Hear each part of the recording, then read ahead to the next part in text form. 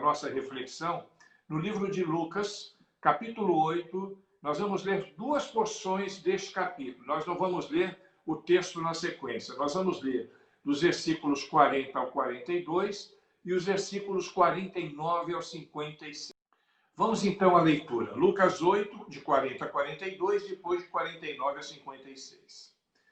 Quando Jesus voltou, a multidão o recebeu, porque todos o estavam esperando. E eis que veio um homem chamado Jairo, que era chefe da sinagoga, e prostrando-se aos pés de Jesus, rogava-lhe que fosse à sua casa, porque tinha uma filha única de cerca de 12 anos que estava à morte. Enquanto, pois, ele ia, apertavam-no as multidões. 49 até os 56 agora. Enquanto ainda falava, veio alguém da casa do chefe da sinagoga dizendo: a tua filha já está morta, não incomodes mais o mestre. Jesus, porém, ouvindo, respondeu-lhe: não temas, crê somente e serás salvo. Tendo chegado a casa, a ninguém deixou entrar com ele, senão a Pedro, João e Tiago, e o pai e a mãe da menina. E todos choravam e pranteavam. Ele, porém, disse: não choreis, ela não está morta, mas dorme. E riam-se dele, sabendo que ela estava morta. Então ele, tomando-a pela mão, exclamou: menina, levanta-se. E o seu espírito voltou, e ela se levantou imediatamente. E Jesus mandou que lhe dessem de comer. E seus pais ficaram maravilhados, e ele mandou-lhes que a ninguém contassem o que havia sucedido. Amém? Vamos orar. Deus, no nome de Jesus Cristo, rogamos a tua bênção sobre a nossa vida, a tua graça, a tua misericórdia. Rogamos que o Senhor nos abençoe de tal maneira que possamos entender a sua palavra revelada e aplicar na nossa vida os princípios que o Senhor deseja que apliquemos. É a nossa oração que fazemos em nome de Jesus Cristo. Amém.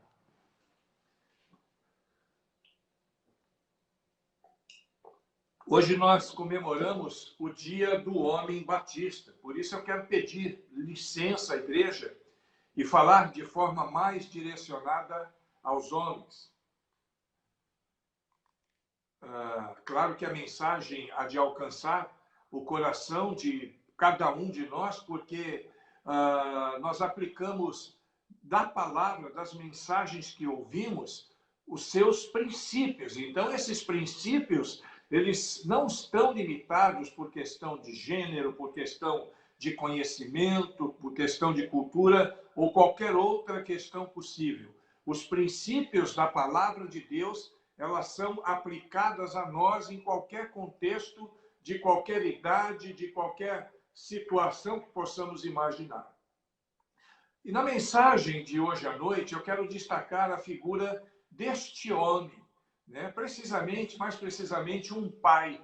E neste destaque, nesta mensagem, eu quero ver com vocês o que um pai precisa ser para estar dentro do propósito divino para a sua vida. Existe um propósito de Deus para a vida de cada um de nós. Existe um propósito de Deus para a vida do homem. E eu quero ver com você alguns dos princípios que vão nos nortear para entendermos o propósito de Deus para a nossa vida, em especial para os pais que nos assistem, no que diz respeito ao seu papel no seio familiar.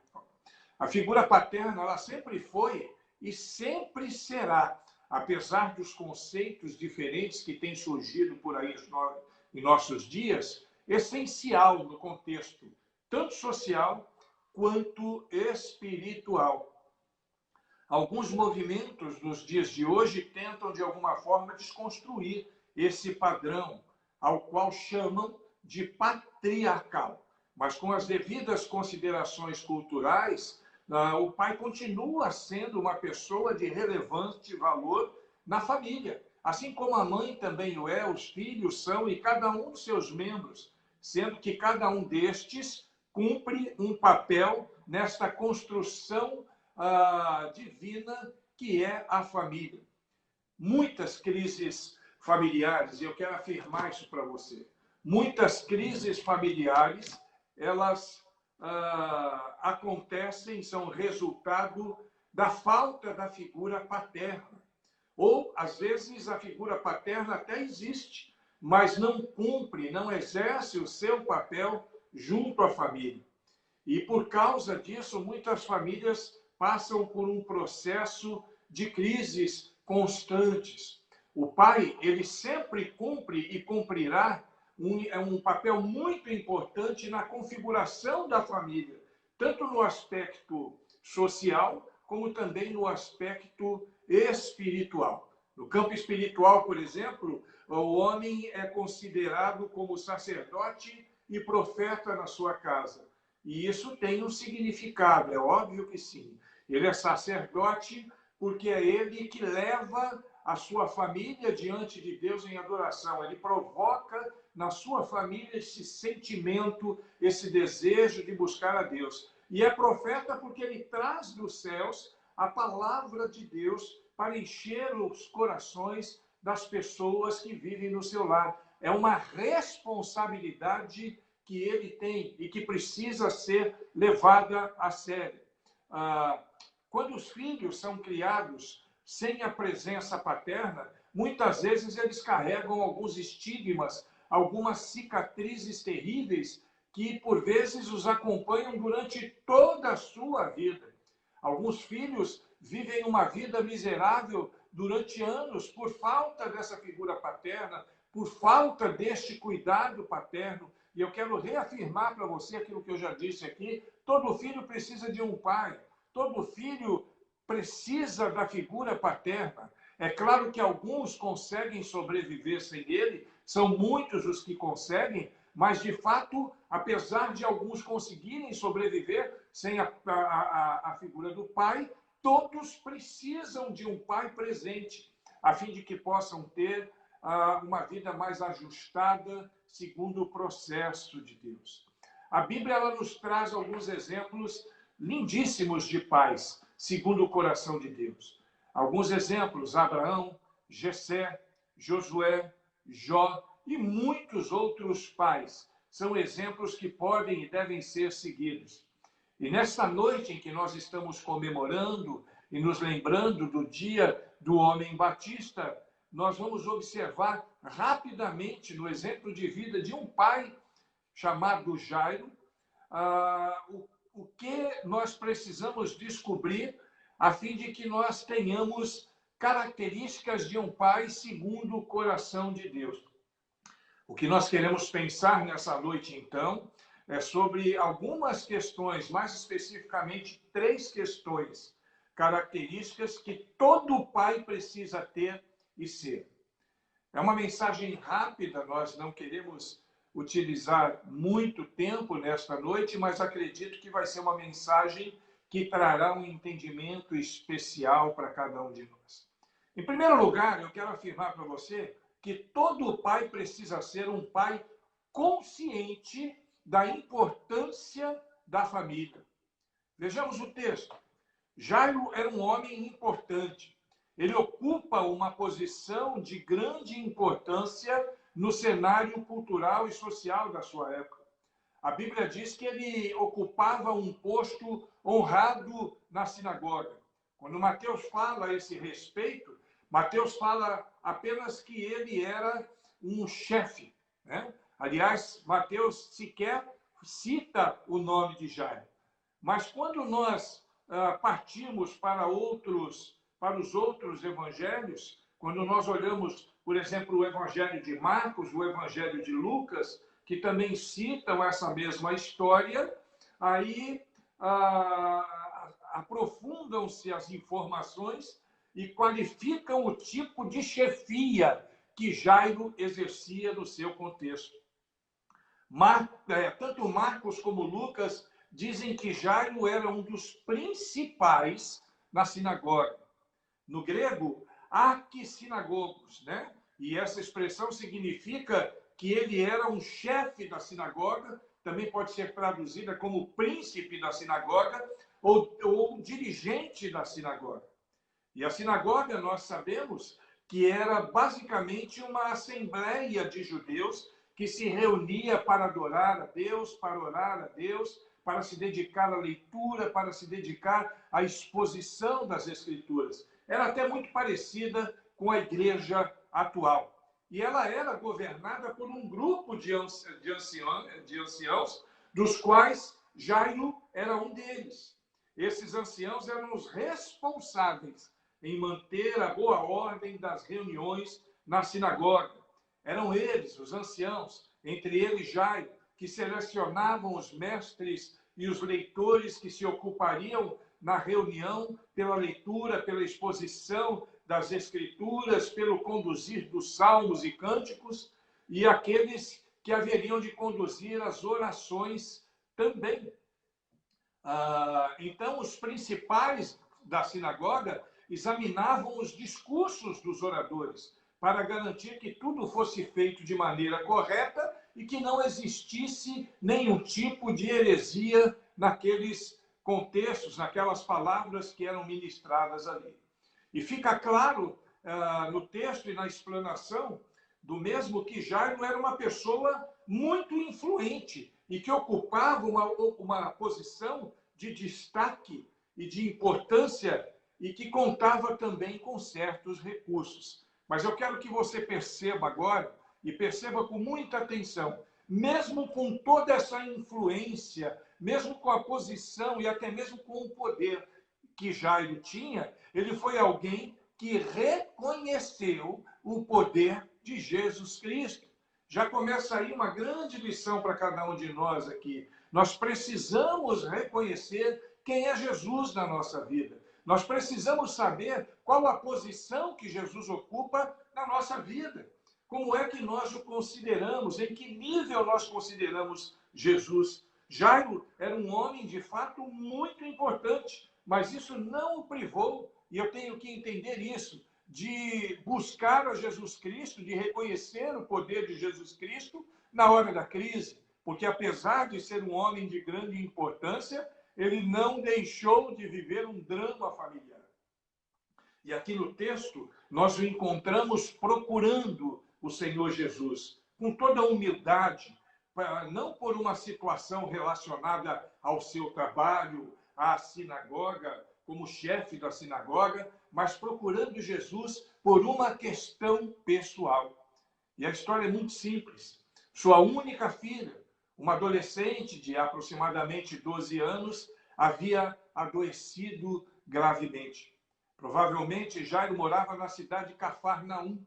E isso pode ser um indicativo de que ele já havia escutado sobre as maravilhas de Jesus Cristo. E por isso ele foi procurá-lo. E ao chegar diante de Jesus, nós vemos Jairo se prostrando diante de Jesus e lhe pedindo que curasse a sua filha. Preste atenção. Mesmo com toda a sua influência, importância, mesmo sendo um mestre reconhecido, mesmo sendo um líder dos principais dentro da sinagoga, ele se prostra diante de Jesus Cristo. E nós precisamos aprender algumas lições com essa postura de Jairo. Nós nunca seremos tão importantes que não nos submetamos a Deus. Presta atenção nisso, querido. A nossa importância é irrelevante diante de Deus. Nesse ínterim, inclusive em que ele se dobra diante de Jesus Cristo, ocorre o fato conhecido daquela mulher do fluxo de sangue no meio da multidão. E a atenção de Jesus, então, é desviada por algum tempo. E depois de curar aquela mulher, Jesus, então, acompanha Jairo até a sua casa. Mas antes mesmo que Jesus chegasse na casa de Jairo, a menina havia falecido. Deve ter sido um choque terrível para aquele pai. Imagine você, mas para o seu conforto, Jairo escutou de Jesus Cristo as seguintes palavras de encorajamento. Em Marcos 5,36, não temas, crê somente. Muitos pais hoje não estão cientes dos males sociais, espirituais, emocionais dos seus filhos. Muitos estão tão ofuscados por outras coisas que perderam a consciência da família. É como diz o sábio Salomão em Cantares, capítulo 1, versículo 6. Me puseram por guarda das vinhas, a vinha, porém, que me pertence, essa eu não guardei. Quantos pais estão desprezando a família? Quantos pais não conseguem entender a importância da família no contexto espiritual de vida, no contexto social? Nós precisamos abrir os olhos para você. E eu quero lembrar a você, em especial você que é pai, eu quero lembrar para você que a família é prioridade. Mais importante do que a igreja, mais importante do que o seu trabalho, mais importante do que os seus amigos. A família precisa ter um maior investimento da parte de cada um de nós. Porque não adianta ganhar o mundo inteiro se você perder a sua família. Jairo, ele tinha essa consciência. Ele sabia da importância da sua família. E nós precisamos, homens queridos, seguindo o exemplo de Jairo, saber o que é prioridade na nossa vida. Como eu sempre digo na igreja, priorizar o que é prioritário. E a ordem das prioridades na nossa vida é bem simples. Não tem segredo, não. É muito simples de entender. Em primeiro lugar, vem Deus. Em segundo lugar, a família. Em terceiro lugar, a igreja. E depois, todas as outras coisas. As coisas mais importantes no nosso relacionamento aqui nessa nossa dimensão é a família acima de tudo. Deus acima de todas as coisas e a família em segundo lugar. Precisamos reconhecer e viver entendendo que a família tem um lugar especial e que ela precisa ser levada a sério. Pense agora, querido, porque se você não pensar agora, você pode sofrer depois por causa disso. Além de entender o valor da família, em segundo lugar, todo pai precisa ser um pai que sabe a quem recorrer em tempos de crises familiares. Presta atenção. Jairo, ele foi à fonte certa. Ele escolheu a fonte certa, Jesus Cristo. Ele soube ir à fonte certa, agora ele foi à fonte certa de maneira correta, se prostrando aos pés de Jesus. E mais uma coisa, Jairo soube ir à fonte certa, de maneira correta, soube pedir da forma correta também. Diz o texto que ele suplicou. Ele suplicou diante de Jesus Cristo, em prol da sua filha moribunda. Ele poderia ir em qualquer outro lugar. Ele tinha uma boa condição econômica, ele tinha uma boa posição social, uma boa condição religiosa, entre outras coisas. Mas ele foi direto diante daquele que pode resolver todos os problemas. Presta atenção no que eu vou te dizer agora. Jesus é quem pode cuidar dos nossos problemas, é quem pode nos dar a luz, é quem pode nos dar a direção, né? Quais são as fontes que recorremos nos momentos de dificuldade e de luta? Nós vivemos hoje um tempo de muitos crentes sem fé, crentes que buscam ajuda e recorrem a recursos que de fato não vão ajudá-los. Eu me lembro, alguns anos atrás, o Andinho Pereira está conosco aí, e ele se lembra do Papa do Diabo. E o Papa do Diabo era um cidadão que tinha uma sinagoga de Satanás no bairro que eu pastoreava. E um dia eu fui procurar o Papa do Diabo para poder falar de Deus para ele, e eu então segui a seguinte estratégia. Eu decidi ir lá 2 vezes. E a primeira vez eu fui permitindo que ele falasse tudo aquilo que ele quisesse para mim. E na segunda vez, então, eu iria para poder falar a ele tudo aquilo que eu gostaria e que eu poderia falar. E aquele dia, na primeira vez que eu fui, eu saí de lá um pouco que incomodado, um pouco que impressionado, porque quando conversava com ele, ele disse o seguinte para mim: olha, pastor, tem muito crente das igrejas aqui da comunidade que me procuram aqui para poder resolver alguns de seus problemas. Que absurdo, meu irmão. Pessoas, crentes de igreja, buscando ajuda no Papa do Diabo. E você acha isso um absurdo? Tem muito crente que busca ajuda em simpatias, tem muito crente que busca ajuda com benzedeiros, tem muito crentes que buscam ajuda com profetisas, com macumbeiras gospel, com pessoas que vivem por aí enganando e abusando as pessoas na sua fé. Existem outros que não buscam esses recursos, mas que tomam as suas decisões sem buscar a direção de Deus. Deixa eu falar uma coisa para você, presta bem atenção, encosta o seu ouvido aí no seu smartphone agora, no seu computador, porque o que eu vou te falar é muito importante. Nós precisamos sempre buscar a direção do Senhor para as coisas que nós vamos fazer. Seja ela qual for, seja ela no âmbito do trabalho, no âmbito familiar, seja ela em qualquer situação, nós precisamos buscar a direção do Senhor. Nós precisamos considerar Deus não como uma possibilidade, mas como o primeiro recurso. E não como uma possibilidade depois de termos percorrido vários outros caminhos. Tem crente que só se lembram de Deus na última hora, quando já não tem mais recursos. Claro que mesmo numa situação dessa, Deus pode abençoar, Deus é misericordioso, mas quanto tempo se perde, tempo inútil que se gasta em busca de lugares, em busca de pessoas que não podem ajudar de verdade. Nós podemos até buscar ajuda profissional, mas nós precisamos buscar de Deus essa direção. Precisamos nos convencer que esse é o melhor caminho para nós. O caso de Naamã, o leproso, é um grande exemplo disso. Ele tinha uma lepra que considerava incurável e ele buscou vários recursos até que alguém lhe indicou Eliseu. E foi através daquele relacionamento com Eliseu, de uma forma muito simples, pela direção que Eliseu lhe deu, e era uma direção que ele nunca iria imaginar na sua vida. Quem diria que um banho num rio haveria de resolver a sua história? Foi exatamente isso que Eliseu orientou, orientado por Deus, é claro, e foi isso que fez com que Naamã fosse curado da sua lepra.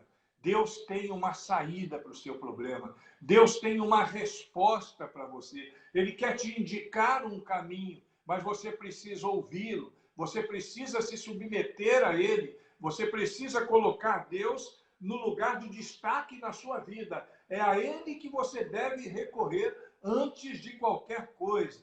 Então, um pai ele precisa priorizar a sua família, ele precisa saber a quem recorrer. E, em terceiro lugar, todo pai precisa ser um pai que leva Jesus para casa. Preste atenção. Jairo levou Jesus consigo para a sua casa. O que muitos pais estão levando para casa hoje? Dinheiro, diversão. Outros estão levando vícios, violência, infidelidade, abuso. Muitas vezes acontece como aquele discípulo dos profetas, e nós lemos isso lá em 2 Reis, capítulo 4, versículo 39, que saiu para colher algumas ervas, para fazer comida para os profetas, e acabou colhendo uma trepadeira silvestre venenosa, e levou para dentro de casa, e quase matou aquela turma, porque ele levou alguma coisa que não prestava para dentro de casa. Aquele alimento levado era venenoso, era um veneno. Muitos pais estão levando veneno para dentro de casa sem saber que estão fazendo isso. E isso vem de várias maneiras, algumas até bastante sorrateiras, disfarçadas, desde aquela cervejinha ou vinho que fica escondido lá no fundo da geladeira e que os filhos estão vendo, até as séries e filmes promíscuos e violentos compartilhados na Smart TV, ou então na TV aberta, ou na TV a cabo, com a sua família. Nós precisamos tomar cuidado. Você que é pai, tome cuidado no nome de Jesus Cristo. É claro que a mãe também tem esse dever, a mãe também tem essa obrigação, mas lembre-se, pai, o cabeça da sua casa é você. Você precisa levar a esse conhecimento, você precisa levar a família nessa condução, saber o que você está levando para dentro da sua casa. Jairo levou Jesus para dentro de casa. Ele não levou morte, ele não levou a violência, ele levou vida. e ele levou vida em abundância, ele levou graça, ele levou alegria, ele levou a paz, ele levou o Deus de misericórdia com ele. Glória a Deus. É isso que nós precisamos fazer. Porém, nós aprendemos na história de Jairo que não é tão simples assim. Algumas vezes, levar a Deus para dentro de casa pode significar alguns grandes desafios. E na vida dele nós podemos ver alguns. O primeiro, a multidão. No caminho para a casa de Jairo, diz o texto que multidões apertavam a Jesus Cristo. Inclusive aquela mulher que o tocou e ficou curada. Mas isso não foi impedimento para que Jairo continuasse na sua visão, no seu desejo de levar Jesus Cristo consigo para casa. Às vezes as multidões tentam nos impedir de alcançarmos a Jesus Cristo. Às vezes as multidões nos trazem algum tipo de transtorno que atrapalha a nossa relação com Deus, mas eu não posso deixar, você não pode deixar que isso aconteça. Em segundo lugar, a família. A família, às vezes, também é um transtorno. Você percebe que quando Jesus está vindo com o Jairo para sua casa, um membro de sua família diz: não incomodes mais o mestre. Ora, meus irmãos, nós podemos ter algumas barreiras dentro de nossa própria família. Alguém que tem uma visão diferente da religião, e nós respeitamos todo e qualquer tipo de religião, mas nós acreditamos, se você é cristão como eu, você acredita como eu, que Jesus é o caminho, a verdade e a vida. Existem pessoas que não querem. Eu já ouvi de pais que diziam o seguinte: eu prefiro que meu filho vá para a cadeia como ladrão do que se converta à igreja evangélica. Eu já ouvi isso. Eu não sei se você já ouviu alguma coisa parecida, mas eu já ouvi isso. E isso é terrível. Isso nos traz muito mal. E a terceira coisa que pode nos atrapalhar também, quando queremos levar Jesus para casa, são os problemas. Em alguns momentos, os problemas parecem que não têm solução. Eu acho que a palavra mais dura que Jairo ouviu naquele dia foi: a sua filha já está morta. Ali ele poderia ter desistido. Aquele problema poderia ter feito com que ele não alcançasse a bênção que ele alcançou no desdobramento dessa história. Mas apesar deste obstáculo, apesar de todos os outros obstáculos, mesmo entendendo que a sua filha já estava morta, Jairo insistiu em levar Jesus para casa. Ele superou todos os obstáculos e o seu trabalho como pai estava sendo realizado. E agora, depois que ele leva Jesus para dentro de casa, o resto está nas mãos do Senhor. Traga a Cristo para a sua vida, para a sua casa, e deixa Deus cuidar das coisas que você mesmo não pode cuidar. Você tem que fazer a sua parte, como Jairo fez. Ele correu atrás, ele foi até Jesus, ele enfrentou as multidões, ele se aproximou de Jesus, ele trouxe Jesus a seu lar, apesar das dificuldades, ele se dobrou diante de Jesus, apesar do seu prestígio social, e ele alcançou a bênção que ele esperava e precisava. O tempo que nós estamos vivendo hoje, queridos, é um tempo de morte, e muitos dos nossos filhos viajam nessa vida numa caminhada cheia de riscos e de perigos. Precisamos cumprir os nossos papéis, e aqui a aplicação não é só para os pais, é óbvio, para as mães também. Sermos pais e mães segundo o coração de Deus. Pais e mães que cuidem dos seus filhos. Pais e maridos que cuidem das suas esposas. Esposas que cuidem dos seus maridos. E que tenham uma família dentro dos padrões de Deus, para a glória de Jesus. Pais que transmitam segurança aos seus familiares. Nós precisamos transmitir segurança àqueles que vivem no nosso contexto familiar. Um pai em quem os seus filhos confiem de fato. Será que seu filho confia em você? Isso me faz lembrar uma história de um menino que viajava sozinho num avião com pessoas adultas, e ele estava ali sozinho, e sentadinho com toda a tranquilidade do mundo. Mesmo quando uma grande tempestade alcançou aquele avião e deu aquelas sacudidas, quem já viveu isso, eu já vivi isso, é uma coisa extremamente difícil, né? Muitas sacudidas no ar e aquele menino continuava tranquilo no seu lugar, e isso chamou a atenção de um dos passageiros, e um daqueles passageiros olhou para aquele menino e lhe perguntou: nós passamos por grande turbulência, por grande tempestade, e é de noite, está tudo escuro, e será que você ainda não percebeu que estamos em um avião? Por que você está tão tranquilo e sem medo? A isso o menino respondeu sem titubear: por que eu deveria ter medo? Meu pai é o piloto do avião. Glória a Deus. Você está pilotando a aeronave da sua família? É dessa forma que os seus filhos se sentem? A nossa influência sobre eles provoca segurança ou provoca dor, insegurança, medo, desconfiança e tristeza? Se você quer ser um pai como Jairo, e eu recomendo que você o seja, tenha consciência da família, saiba a quem recorrer e como recorrer nos momentos de crise. E todos os dias, a cada dia, leve Jesus contigo para o seu lar. Amém? Deus abençoe a sua vida. Aplique essa palavra no seu coração.